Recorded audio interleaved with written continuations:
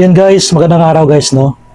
Alam niyo guys, marami akong nababasa no na mga komento tungkol po doon no sa malaking housing project doon sa Davao City.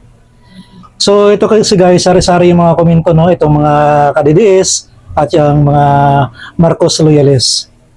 So pag tiningnan mo kasi guys, hindi magandang basahin no yung mga komento doon kasi kaysa may nagko-komento doon, bakit daw doon pinagawa sa Davao, bakit hindi pinagawa doon sa Ilocos. So hindi maganda yon. At ang sabi naman ng iba, wala naman daw kasing project itong si BBM or si Pangulong Bongbong Marcos, kaya inaangkin yung pabahay doon sa Davao. Kasi napaka-imposible naman daw na bakit sa Davao ipatayo, bakit hindi doon sa parteng Ilocos, doon sa baluarte ni BBM. Kasi unang-una guys, si BBM, presidente po yan, no? So kahit saan, pwede siya magpatayo ng mga proyekto. So maganda nga po yan kung mayroong proyekto na pinapagawa si BBM. Mapa-kontrapartido man o hindi. So ang tinatanong kasi guys, ang kiniklaim, sino daw ba talaga yung nagpagawa niyan, yung People's Bill na yan, yung pabahay doon sa Davao. Para kasi sa akin guys, hindi kasi importante no kung sino yung nagpatayo niyan o sino yung paggawa niyan. Kasi nakikita ko diyan, kumbaga, inumpisahan na yan no, na initiative na yan ni Pangulong Duterte noon at tinatapos ngayon ni Pangulong Bongbong Marcos. So ibig sabihin, kung ganun ang nangyayari, kumbaga, joint forces sila. Dalawang administrasyon yung nagkaroon ng project na yan.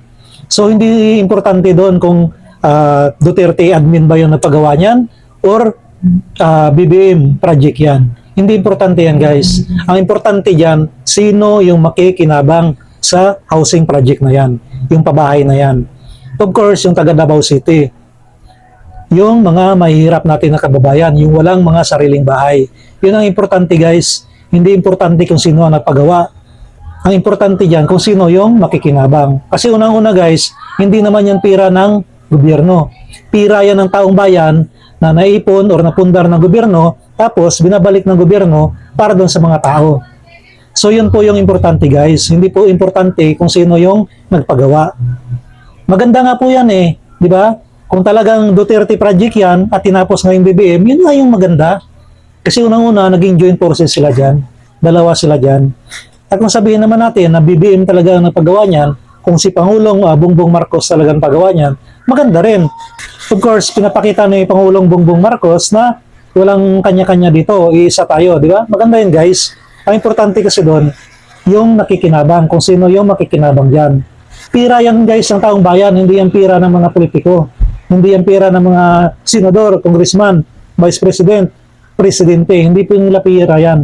Hindi pira yan ng mga mayor. Taxes money yan. Pira natin yan mga taong bayan. Yun ang mahalaga guys. Kaya doon sa mga nagkukomento na hindi maganda no, yung mga DDS, yung mga Marcos loyalists, hindi maganda yung mga komento nyo. Nagtitiraan kayo dyan, imbis na magkaisa, imbis na magpasalamat tayo sa gobyerno natin. Duterte, BBM, yung mga nakarang administrasyon, pasalamatan natin sila. Huwag nating komentuhan ng kung ano-ano. Tinitira natin eh, pinag-aaway natin eh. Hindi tuloy magkasundo yung mga parting Ilocos ya parting Davao. No? Hindi nagkakasundo. Pati tuloy yung mga walang kinalaman na mga lahi, mga anong salita man yan, nadadamay dahil sa ginagawa nyo. Huwag nyo naman pag-away-awayin yung mga lahi. Iisa lang tayo, Pilipino tayo. Dapat magkaisa tayo para mas marinig tayo ng gobyerno natin.